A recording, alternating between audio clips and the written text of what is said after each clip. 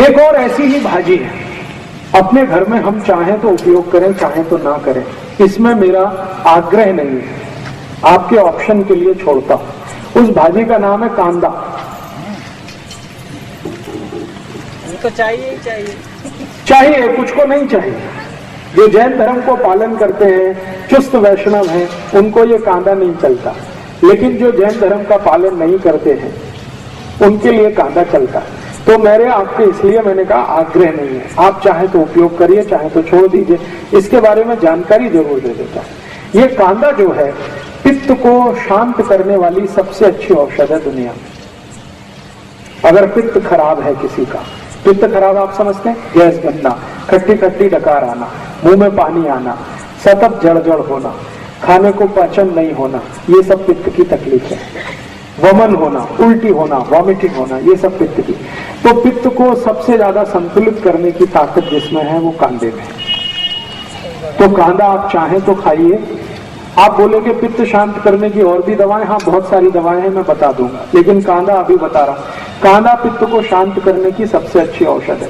पित्त की खराबी से शरीर जितने भी रोगों में फंसता है, सब रोगों को ठीक करने की ताकत कांदा में है। जैसे गर्मी है और गर्मी में सन स्ट्रोक हो गया, लू लग गई आपको, अब लू के बाद आपको बहुत कुछ तकलीफ आने वाली है, वो सभी रोगों में कांदा आपके लिए उपयोगी है, सभी रोगों में लू लगने के बाद। इसी तरह से आंखों का एक रोग होता है जिसको कैटरेक्ट कहते हैं, मोतियाबिंद।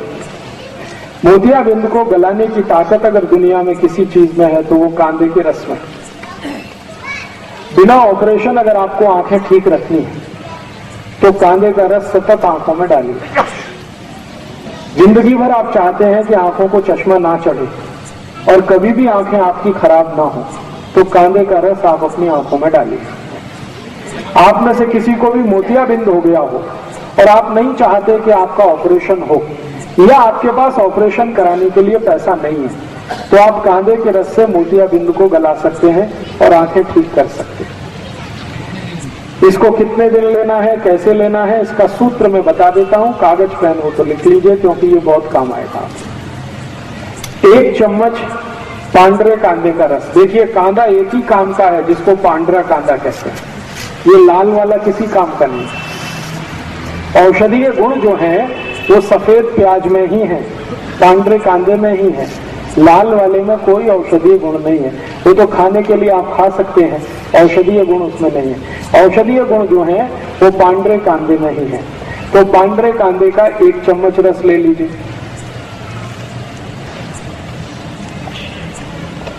1 चम्मच इसमें नींबू का रस मिला दीजिए। एक नींबू आता है जिसको बेदाना नींबू कहते हैं, जिसमें ज्यादा बीज नहीं होते, वो बहुत अच्छा है। तो 1 चम्मच नींबू का रस, 1 चम्मच पांडरे कांदे का रस। फिर इसमें आप मध मिला दीजिए, लगभग 3 से 4 चम्मच मध।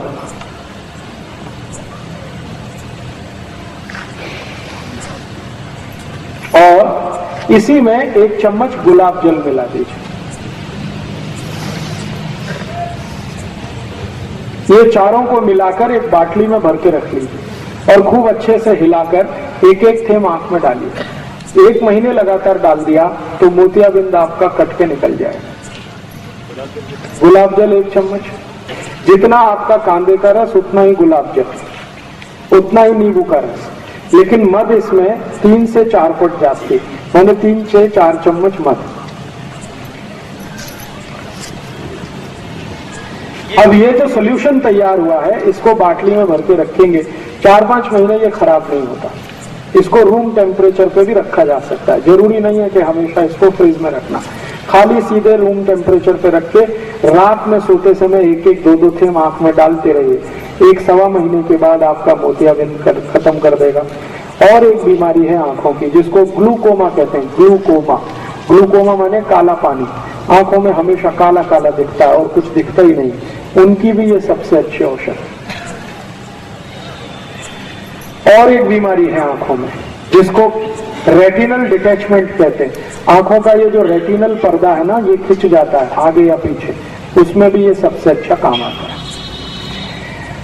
अब इसमें आपत्ति के रूप में क्या है, अगर कोई जैन है, चुस्त जैन, एक तो वो कांदा यूज नहीं कर सकते और दूसरा मद भी नहीं कर सकते, तो उनके लिए ऐसी ही बीमारी अगर है तो एक दूसरी औषध बता देता हूं। जो कांदा यूज नहीं करते और जो मद भी यूज नहीं करते, उनके लिए बहुत अच्छी औषध इसी बीमारी में, जिनको कैटरेक्ट है, ग्लूकोमा है, रेटिनल डिटैचमेंट है, उसकी औषध का नाम है गाय का मूत्र, गोमूत्र। गाय का मूत्र इकट्ठा कर लीजिए किसी बाटली में और उसको रख लीजिए। इसी को एक एक थेम आंख में डालना है, बस सीधे सीधे। गाय का मूत्र, गाय माने देशी गाय, देशी गाय का मूत्र एक एक थेम रोज रात को आंख में डालिए सोते समय। तो 1 से सवा महीने में ये भी आपका कैटरेक्ट ठीक कर देगा, 2 सवा 2 महीने में ग्लूकोमा ठीक हो जाता है, और 3 महीने सतत डालें तो रेटिनल डिटैचमेंट ठीक कर देगा। 4 महीने लगातार डालेंगे तो चश्मा उतार देगा आपका। तो मोतीबिंदु जो है जी, वो मर्च हो जाता है या बाहर निकलता है? मर्ज हो जाता है। वो एक्चुअली क्या है, मोतियाबिंद एक तरह से फैट है, वसा है, तो वसा जल जाता है, जल जाता है तो वो वहीं अंदर ही खत्म हो जाता है, बाहर नहीं निकलेगा। जी, छान के अगर गाय बड़ी है, जो 3-4 बार मां बन चुकी है, उस गाय का मूत्र लेंगे तो फिल्टर कर लीजिए, और गाय की बछड़ी है तो वो डायरेक्ट भी डाल सकते हैं, क्योंकि वो बहुत शुद्ध होता है और काफी कुछ फिल्टर होके जाता है।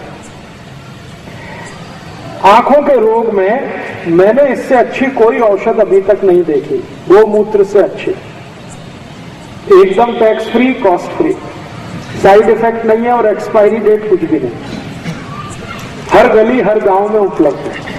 और गाय माता इतनी अद्भुत है कि वो कभी भी मूत्र देने के लिए पैसे नहीं लेती, आप डब्बा लगा दो, भर लो, लेकिन रखने का है कांच की बाटली।